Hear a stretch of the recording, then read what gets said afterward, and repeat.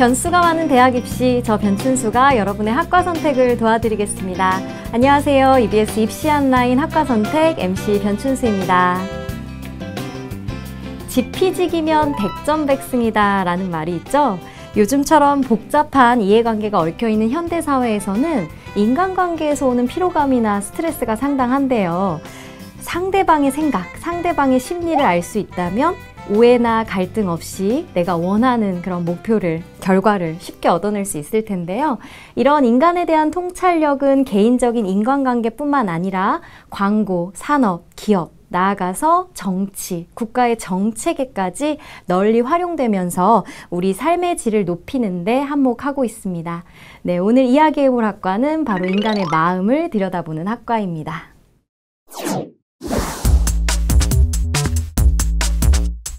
일상에서 마주치는 수많은 질문들. 이 속에는 우리가 의식하지 못하는 인간의 심리가 숨어있다. 만약 상대의 속마음을 꿰뚫어 볼 수 있다면 어떤 일들이 가능해질까? 상식과 직관을 넘어 인간의 심리를 더 객관적이고 더 과학적으로 분석한다. 첨단 과학과 함께 빠르게 진화하고 있는 심리학과를 만나봅니다. 네, 오늘 만나볼 학과는 심리학과입니다. 먼저 함께 이야기 나눌 분들 소개하겠습니다. EBS 대표 강사시죠? 정재원 선생님 자리하셨습니다. 선생님 안녕하세요. 안녕하세요. EBS 입시 전문가 정재원입니다. 네, 또 한 분은 현재 심리학과에 재학 중인 학생인데요. 고려대학교 심리학과 김진원 학생입니다. 어서 오세요. 안녕하세요. 저는 고려대학교 심리학과 3학년에 재학 중인 김진원이라고 합니다. 반갑습니다. 선생님, 제가 최근에 읽은 책이 한 권 있습니다. 예. 미움받을 용기라는 책인데요. 이렇게 그 심리학 관련 서적들이 계속 베스트셀러에 오르고 있다는 거는 그만큼 일반인들이 이런 심리학에 대한 관심이 높아졌다는 얘기겠죠. 예, 네. 그렇죠. 이 심리학과는 어떤 학과인가요? 예, 심리학은 이제 기본적으로 인간의 행동과 마음을 연구하는데 과학적으로 연구하는 학문입니다. 네. 세 가지 측면이 있거든요. 인간에게 이제 정서적인 측면, 그리고 또 인지적인 측면, 그리고 행동적인 측면이 있는데 이런 부분들에 대해서 합리적으로 연구해보고 설명할 수 있는 이런 학문이 되겠고요. 그 심리학의 이제 주제로서는 이제 다양하게 잡힐 수 있거든요. 우리가 생각하는 그 모든 것들이 심리학의 주제로 활용될 수가 있습니다. 그래서 심리학은 앞으로도 과학이라든가 생물, 예술, 공학, 다양한 분야의 융합적인 이런 모습으로서 심리학이 연구가 되고 있습니다. 그렇군요. 선생님 말씀을 들으니까 이 심리학과는 그 공부의 스펙트럼이 굉장히 넓은 그런 학문일 것 같은데요. 김진원 학생은 어떤 이유로 이 심리학과를 지원하게 되었나요? 저는 고려대학교 심리학과에 지원하게 된 이유가 심리학자가 되어서 인간의 마음을 좀 더 체계적으로 연구하고 싶었거든요. 네. 구체적으로 말하자면은 임상심리학자가 되어가지고 마음의 병이 있는 사람들을 치유하고 그리고 보통 사람들을 좀 더 행복하게 만들기 위해서 심리학과에 지원하게 되었습니다. 그렇군요. 주변에 이제 심리학과를 다닌다고 하면 반응이 어떤가요? 굉장히 이제 호기심도 많을 것 같고 또 내 심리 좀 맞춰봐 이런 반응도 있을 것 같은데요. 제가 심리학과에 다닌다고 말을 하면은 주변 사람들은 자기 심리 좀 맞춰보면 안 되겠니? 아니면은 심리 테스트 좀 해달라 말하시는 분들이 되게 많은데 네. 그런 얘기를 들을 때마다 심리학이라는 학문이 여러 사람들한테 전문적이지 않다는 느낌을 받을 때가 있어요. 제가 학교를 다니면서 느꼈던 점은 심리학이라는 학문이 인간의 마음과 행동을 깊이 그리고 체계적으로 더 나아가서는 과학적으로 연구하는 학문이라고 제가 들었습니다. 그리고 더 나아가서는 인간의 마음을 인문학적인 관점, 그리고 사회과학적인 관점, 그리고 더 나아가서 자연과학적인 관점으로 여러 가지 관점을 조화롭게 이렇게 바라보는 학문이라고 느꼈습니다. 네, 그렇군요. 과학적인 통찰력으로 인간의 마음과 행동을 연구하는 심리학. 진짜 심리학과는 어떤 곳인지 화면으로 만나보시고 계속 이야기 나눠보도록 하겠습니다. 심리학과를 알아보기 위해 이번에 찾은 곳은 고려대학교. 위아래, 왼쪽, 오른쪽, left and right. 오늘의 수업 주제는 뇌와 뉴런. 심리학과 수업이라고 하기엔 무언가 좀 수상해 보이는데요. 최근 비약적으로 발전하고 있는 뇌과학 분야와 융합된 심리학 수업입니다. 생각보다 이제 상담이나 이런 거를 바로 배우는 것이 아니라 이제 뉴런이라든지 뇌라든지를 더 많이 배우고 더 깊게 배워서 그거에 대해서 약간 당하긴 했었는데 그래도 재밌게 하고 있어요. 심리학에 제가 딱 그냥 임상심리, 상담심리 이런 것밖에 몰랐는데 정말 다양한 분야가 있고 그 다양한 분야를 여러 이제 방면에서 접할 수 있다는 거, 그런 거를 보면서 되게 잘 왔다고 생각이 들었어요. 처음 심리학과에 입학하고 학생들은 2번 놀란다고 합니다. 하나는 생각하지 못한 다양한 분야가 있다는 점, 그리고 또 하나는 심리학이 철저히 과학적인 관찰과 연구를 바탕으로 한다는 점입니다. 최근에 주로 각광을 받는 건 신경과학을 기반으로 인간의 마음과 행동을 정밀하게 들여다보는 이런 영역들이 최근에 많은 각광을 받고 있고요. 동시에 알파고처럼 이전에는 상상할 수 없었던 여러 가지 최첨단 기계가 등장함으로써 인간만이 할 수 있는 영역들이 어떤 건지에 대해서 고민이 깊어지고 있고, 아마도 행복의 심리학이라든가 사람들이 지금보다 더 행복하고 더 나은 삶을 살기 위해서 필요로 하는 것들을 연구하는 분야가 앞으로 굉장히 큰 관심을 받게 될 것 같습니다. 심리학과에서 빼놓을 수 없는 중요한 실습 현장.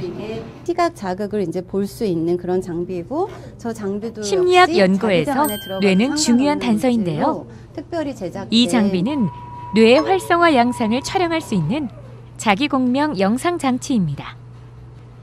fMRI는 뇌의 어떤 부분에서 마음의 어떤 부분을 담당하고 있는지를 측정할 수 있는 장비입니다. 그래서 뇌의 특정 부분을 활용할 때 주변의 혈류에서 일어나는 반응을 측정을 해서요, 장비 안에서 심리학이랑 관련된 여러 가지 과정을 하고 그때 어떤 부위가 활성화되는지를 측정해 볼 수 있는 장비입니다. 그래서 여기 현대 심리학은 앞으로도 더 많은 뇌과학적인 방법과 이론을 받아들여 활발하게 연구될 것입니다. 불가능할 것 같던 게놈 지도가 가능해졌듯 어쩌면 가까운 미래에 인간의 심리를 눈앞에 펼쳐 보여주는 인간 심리 지도가 완성될지도 모르죠. 과학에 가깝다. 그러니까 우리가 생각하는 그런 교양서에 나오는 심리학이 아니라 정말 과학적 방법론에 의거해서 이제 우리 사람이나 동물이 어떻게 행동하고 그런 거를 체계적으로 배우는 학문이라는 거를 알게 되었습니다. 심리학은 인문학에서부터 자연과학뿐 아니라 예술, 공학, 의학 등 다양한 학문 분야와 융합하며 새로운 심리학의 시대를 열어가고 있습니다.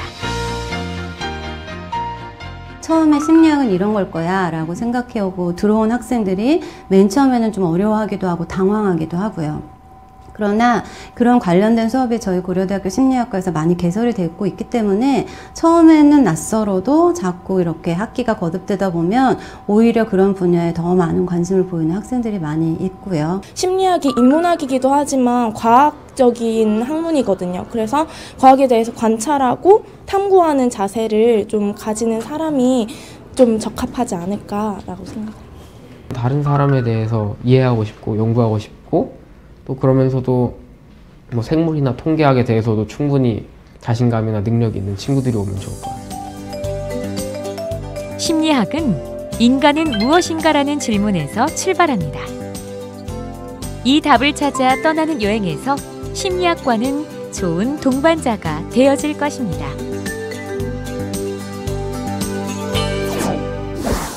네, 화면으로 만나보니 그동안 제가 알고 있었던 그 심리학과는 굉장히 다른 학문처럼 느껴지는데요. 특히 뇌과학에 대해 배우고 fMRI 같은 그런 장비들을 활용하는 모습이 무슨 심리학과가 아니라 뭐 생물학과 아니면 뭐 공과 그런 대학 수업을 보는 듯한 느낌이 드는데요.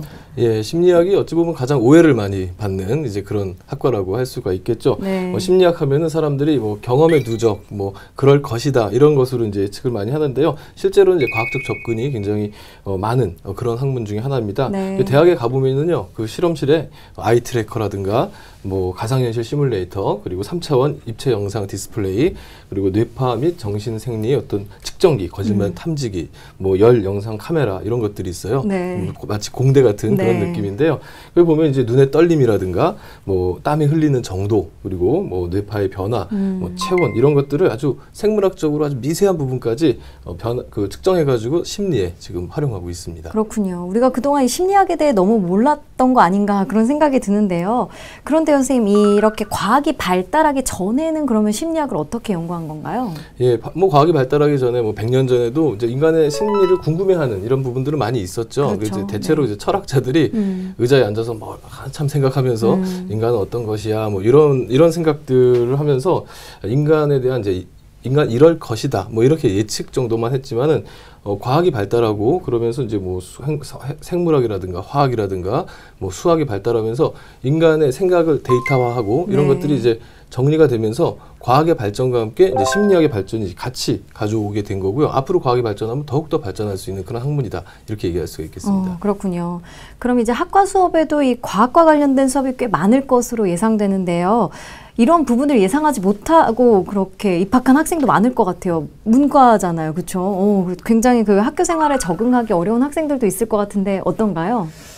보통 심리학 하면은 인문학적이고 사회과학적으로만 생각을 해가지고 책을 많이 읽는 학문이다, 이런 경향을 많이 보이는데요. 네. 막상 심리학을 보면은 통계적인 데이터를 바탕으로 심리학적인 구성 개념과 관련된 이론들을 검증하는 그 학문이에요. 네. 그렇다 보니까 통계학적인 지식이 부족하거나 아니면 수학을 잘 못하는 학생들은 되게 많이 어려워하고요. 요즘 트렌드에 맞게 뇌인지라는 분야가 요즘 활발하게 진행되고 있는데 뇌과학 이런 분야죠. 그렇기 네. 때문에 생물학적인 지식이 부족한 학생들은, 특히 과학에 생소한 학생들은 되게 많이 어려워하는 것 같습니다. 그렇군요. 네. 그래서 이제 보통 심리학 하면 이제 일반적인 이미지가 잡지책 뒤에 나와 있는 심리 테스트 뭐 그렇죠. 이런 거 그런 걸로 해보면서 생각하죠. 거기에 이제 호기심을 가지고 난 심리학과 할 거야 이런 친구들이 많이 있는데요. 사실은 이제 수학하고 과학을 잘 못하는 친구들은 심리학과 와서 굉장히 어려움을 겪을 수 있습니다. 그래서 이런 친구들 심리학 지원하실 때 아주 신중하셔야 된다는 점 알려드리겠습니다. 그렇군요. 네, 심리학과를 지원하는 학생들 이 점 꼭 유념하시기 바라겠습니다. 그렇다면 실제로 이 심리학과에서 이제 학과 과정에서 배우는 수업들은 어떤 것이 있나요?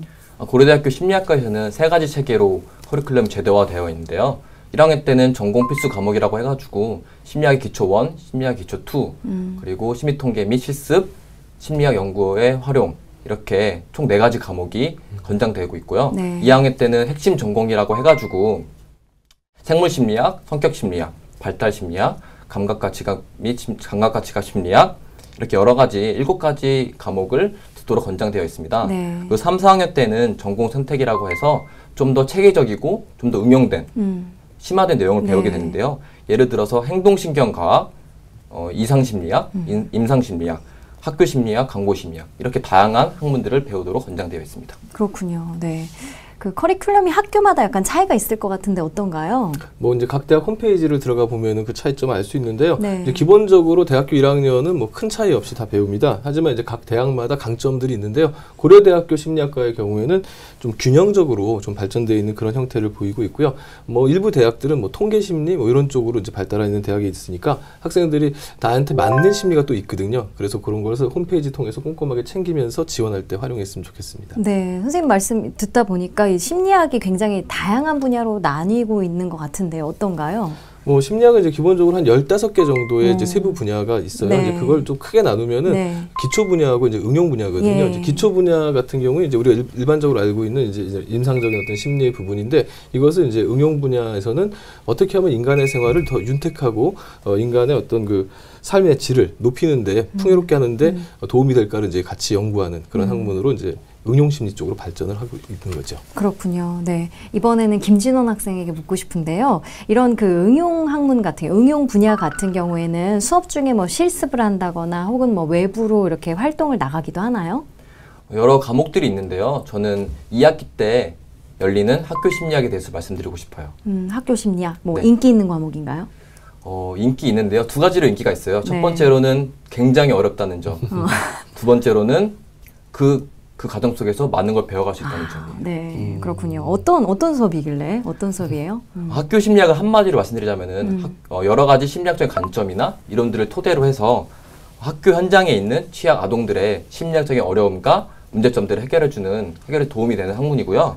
2학기 때 진행되는 학교 심리학은 이론적인 지식을 습득하는 것뿐만 아니라 응용 차원에서 실제 복지센터나 학교에 컨택을 해서 정서적으로 불편하거나 어려움이 있는 학생들과 여러 가지 멘토링 프로그램을 통해서 정서적으로 교류를 할 수 있는 수업입니다.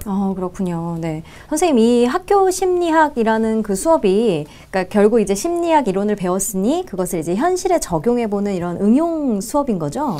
그렇죠. 어떤 학문이더라도 이게 이제 현실에 응용되지 않으면 사실 학문적인 의미가 많이 떨어지는 게 사실인데요.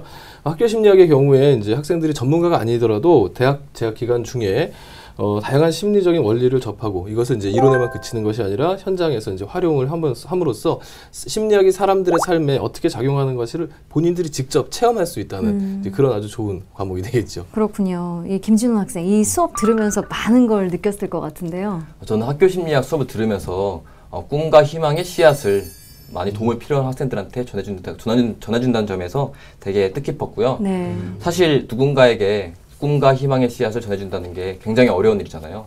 저는 이 수업을 통해서 수업을 같이 듣는 친구들과 매주 고민을 하고 여러 프로그램을 기획하면서 10주 동안 많은 아이들과 긍정적인 관계를 맺고 네. 그리고 그 아이들에게 기쁨을 전해줄 수 있어서 되게 좋았습니다. 그렇군요. 10주 동안 만나면 진짜 정이 들었겠네요. 네. 그리고 학교 심리학 수업에서 가장 기억에 남는 에피소드가 있었다면요? 여러 가지 사건이 있었는데요. 네. 사실 프로그램을 하면서 굉장히 아이들이 낯설어했어요. 정서적으로 어려움이 있다 보니까 네. 학생들이 저를 되게 어려워하고 그렇죠. 낯선 되게 사람이니까. 싫다는 말도 많이 했는데 네. 프로그램을 많이 진행하면서 학생들이 이런 말을 했었어요. 선생님을 만나서 너무 좋다. 선생님 만나는 금요일이 기다려진다. 그런 말도 했었고 선생님 놀려고 숙제도 미리 해갔다고 저한테 말했을 때 진짜 이 프로그램이 되게 학생들한테 되게 도움이 됐구나 라는 거를 느끼게 되었습니다. 와, 그런 말 들으면 정말 기분 좋을 것 같은데요. 누군가에게 의미 있고 필요한 존재가 된다는 것만큼 큰 기쁨도 없을 텐데요. 이 활동으로 이 김진원 학생의 진로에도 약간 변화가 뭐 있었나요? 네, 저는 일단 임상심리학자가 돼서 행복을 전해주는 사람이 되고 싶은데요. 네. 사실 학교 심리학 수업을 듣기 전에는 임상과학자로서 연구에 매진하는 심리학자가 되고 싶었는데 네. 수업을 듣고 나니까 연구뿐만이 아니라 실질적으로 도움이 돼서 좀 더 행복을 더 전파해 줄 수 있는 심리학자가 되고 싶습니다. 그렇군요. 이 입시한라인 학과 선택에서는 이제 매 시간마다 그 대학 학과에 재학 중인 학생들을 이 자리에 초대해서 얘기를 나누고 있는데요. 공통점이 있는 것 같아요. 단순히 이제 학과 수업을 통해서만 지식을 얻는 게 아니라 다양한 활동들을 적극적으로 찾아서 하고 또 그런 기회들 속에서 많은 이제 관점, 많은 사람들을 만나게 되고 그 과정에서 또 자신의 꿈을 찾게 되는 것 같아요. 선생님 보시기에 어떤가요? 예, 지금 김진원 학생 얘기를 들어보니까 정말 김진원 학생은 좋은 심리학자가 될 것 같다라는 생각이 좀 막 드는데요. 왜냐하면요.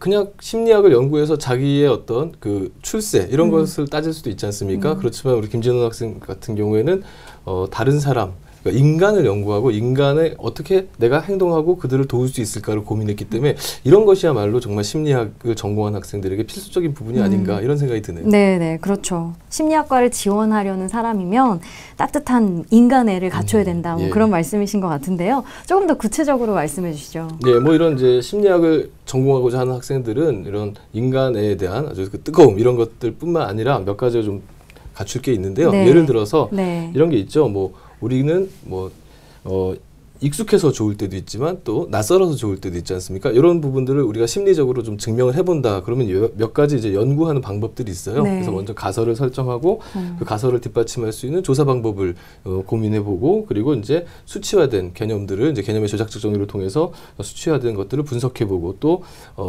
자신의 어떤 그 다양한 배경 지식이나 이런 것들을 통해서 그 가설을 증명하거나 또는 부정해보고 이런 과정들이 생명과학의 그 연역적 탐구 방법인데 똑같습니다. 사회과학에서 연구하는 방법이나 자연과학의 연구 방법이 비슷한 부분이 있는데요. 이런 것들을 하기 위해서는 일단 가설을 설정하는 과정에서 상상력이 필요하겠죠. 그리고 분석하는 과정에서 통계적인 어떤 지식들이 필요하겠고요. 그리고 결론을 도출하는 과정에서 박학다식한 어떤 배경 지식도 필요할 거고요. 또 인간을 연구하기 때문에 인간도 생물체 아닙니까? 그렇죠. 우리 생물 선생님이시지만 네. 그래서 생물에 대한 어떤 지식도 다양하게 필요하다 이렇게 네. 볼 수가 있죠. 네. 그렇게 된다면 조금 무리한 욕심이겠지만 심리학과를 지원하는 학생들에게 필요한 어떤 학과적인 지식으로는 국어, 사회 그리고 수학, 생물, 체육 등에서 두각을 나타내는 학생이라면 다 포함 아닌가요? 예, 영어 빼고 다 나왔습니다. 네. 그래서 이런 학생들이라면 충분히 심리학과에 와서 학업적인 어떤 영역을 발휘할 수 있다고 볼 수가 있고요. 이제 여기에 이제 한 가지 더 추가한다면은 호기심과 그 호기심을 내가 반드시 충족하리다라는 해결해버리다 이런 하는 이제 의지력 이런 것들이 이제 또 필요하다고 할 수 있겠습니다. 그렇군요. 심리학과에 가려면 굉장히 다양한 여러 분야에 관심이 있어야 할 것 같은데요. 이렇게 배우는 분야가 다양한 만큼 졸업 후 진로나 취업도 꽤 여러 방면으로 폭넓지 않을까 그렇게 기대가 되는데요. 선생님, 이 심리학과 졸업 후 전망은 어떻게 되나요? 뭐 심리학의 전망은 이제 상당히 밝다고 할 수가 있는데요. 대체로 이제 심리학 하면은 심리 상담사 정도로만 생각하는 경향들이 많이 있잖아요. 근데 이제 앞서 언급했지만 그거보다 훨씬 더 광범위합니다. 뭐 사실 뭐 얼마 전에 그 바둑 있었지 않습니까? 네. 알파고도 어찌 보면 심리학의 어떤 산물이라고 볼 수가 있는 건데요.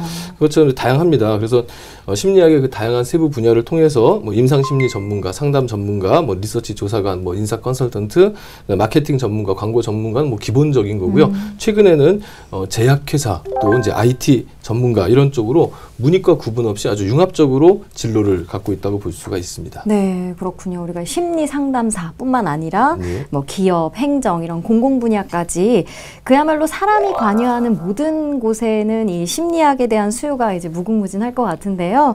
김진원 학생이 고려대학교 심리학과 학생들은 자신의 진로와 꿈을 위해서 지금 어떤 준비와 활동을 하고 있나요? 고려대학교 심리학과 학생들은 심리학이라는 분야에 여러 가지 관점을 가지고 여러 가지 관점으로 관심을 가지고 있는데요. 네. 소비자 및 광고 심리학에 관심 있는 사람들은 네. 학교에 있는 여러 경영 전략학회나 마케팅 학회를 통해 가지고 심리학적인 개념을 결부시켜서 공모전을 포스팅하고 있고요. 네. 더불어 저희 학교에는 심리학 연구반이라는 학회가 있어요. 그 학회에서는 논문 스터디나 아니면 다양한 심리학 활동을 통해서 심리학과 관련된 꿈을 펼치고 있습니다. 네. 그리고 또한 대학원에 관심 있는 학생들은 외부에서 열리는 여러 가지 심리학 학회가 있거든요. 그렇죠. 거기에 많이 나가기도 하고 네. 특히 저는 개인적으로 임상 및 상담 심리학에서 1년 동안 학부 연구생을 하고 있거든요. 학부 연구생. 네. 네. 그 대학원에 진학하기 전에 임상 및 상담 심리학에서는 어떤 것을 배우는지 아니면 어떤 걸 연구하는지에 대해서 미리 탐색해 보기 위해서 네. 지원하게 되었습니다. 그렇군요. 네, 이번에는 심리학과를 졸업하고 각계각층에서 활약하고 있는 졸업생의 모습을 만나봤습니다. 화면으로 만나보시죠.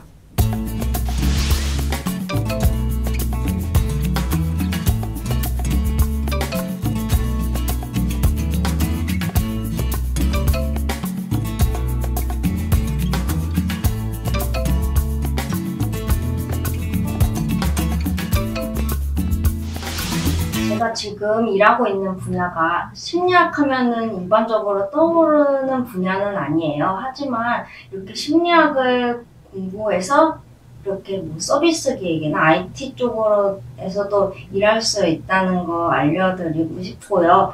또 제가 이해하기로는 심리학은 사람을 이해하는 법을 공부하는 학문이라고 생각을 해요. 그래서 사람이 있는 어디나 심리학을 공부하는 학생들이 다 빛을 볼 수 있다고 생각합니다.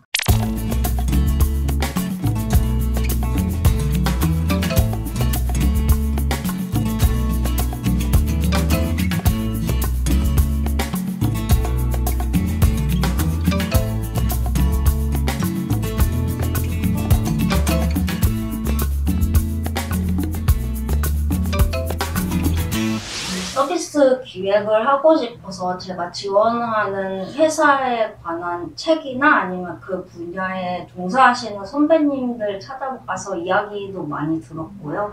논문 이런 거 읽으셔도 좋을 것 같아요. 그리고 저는 학교 때 학교 심리학과 교수님 실험실이라든지 아니면은 몸이 불편해서 손을 이용할 수 없어서 대신 눈으로 마우스를 이용할 수 있도록 안구 마우스 이런 거를 디자인하는 활동이라든지 이렇게 관심 있는 분야들을 많이 했었어요. 내가 하고 싶은 일들을 쫓아갔던 게 다 결국에는 제가 지금 하는 일을 하는데 도움이 되고 자양분이 되지 않았나 생각합니다.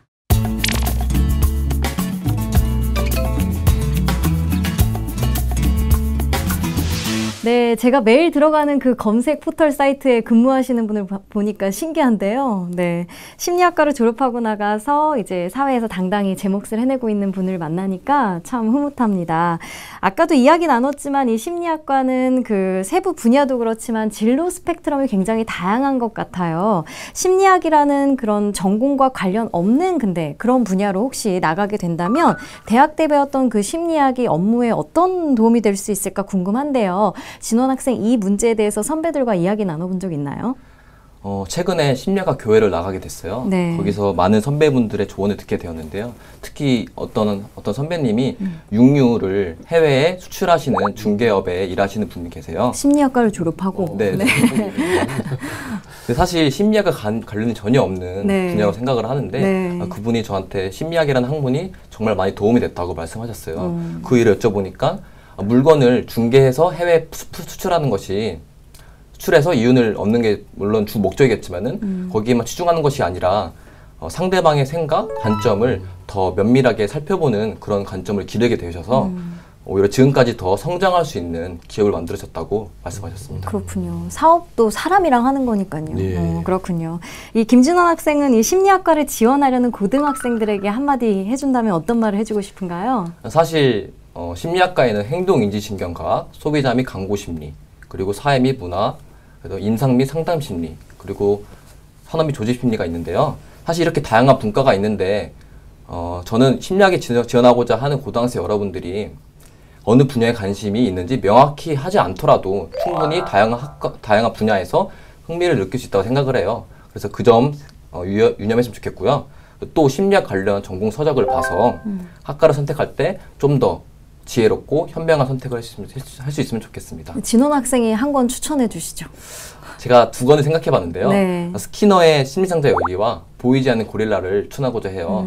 그 이유는 심리학 실험이나 여러 가지 이론들을 좀 더 흥미롭고 좀 더 편하게 읽을 수 있거든요. 그래서 이 책을 추천하고요. 네. 또한 고등학생 여러분들이 심리학에 관심이 있다면은 특정 분야에 관련된 전공 서적을 수험 생활에 방해가 되지 않을 정도로 네. 조심스럽게만 읽었으면 좋겠습니다. 아, 그렇군요. 선생님도 이 심리학과를 지원하는 고등학생들에게, 희망하는 고등학생들에게 마지막으로 한 말씀 해주시죠. 예, 한 3가지 정도로 요약해서 말씀을 드릴 수 있을 것 같은데요. 네. 우선 이제 심리학과는 이제 인간을 탐구하기 때문에 인간이 워낙 또 깊은 존재 아닙니까? 네. 그러다 보니까 이 심리학 연구가 상당히 어렵습니다. 그래서 그렇죠. 저는 심리학 연구하시는 분들 천재라고 생각을 하는데 아주 좀 길고 어려운 학문이기 때문에 이제 긴 호흡으로 연구해야 될 것이 많다. 네. 의지력이 굉장히 필요하겠다는 점하고요. 또 사람에 대한 관심이 없이 심리학을 할 수 없습니다. 그렇죠. 그래서 인간에 대한 아까 말했던 인간애 이런 것들이 필요할 거고요. 그다음에 박학다식해야 됩니다. 심리학은 어떤 절대적인 기준치가 있는 것이 아니고 항상 상대적이고 변화무쌍한 학문입니다. 따라서 다방면에 심도 깊은 지식이 없다면은 쉽게 한계에 부딪힐 수 있거든요. 네. 그래서 심리학을 준비하는 학생들이 미리 좀 다방면의 책들도 읽으면서 좀 미리 좀 유념하면서 준비해야 될 것 같고요. 네. 그다음에 또 학교 활동에서 고등학생들이 요즘 학교 활동 많이 하지 않습니까? 네. 그 가운데 이제 뭐 학생의 임원이라든가 또래 상담이라든가 다문화 가정 봉사라든가 이런 걸 통해서 얻을 수 있는 이제 이런 심리와 관련된 부분들이 많이 있어요. 네. 그래서 그런 부분들을 미리 준비하신다면 나중에 심리학 전공했을 때 도움이 될 거라고 생각을 합니다. 네, 말씀 감사합니다. 오늘은 인간의 마음과 행동을 연구하는 학문 심리학과에 대해 알아봤습니다. 그동안 막연하게 생각했던 그 심리학과에 대한 이미지가 어느 정도 좀 선명해진 느낌인데요. 여러분도 그동안 가졌던 그 심리학과에 대한 오해 어느 정도 오늘 풀리셨을 거라 생각합니다. 오늘 함께해 주신 김진원 학생 그리고 정지연 선생님 감사합니다. 나에게는 어떤 학과가 맞을까? 진로가 궁금할 땐 입시한 라인. 시청자 여러분, 저는 다음 주 이 시간에 찾아뵙겠습니다. 고맙습니다.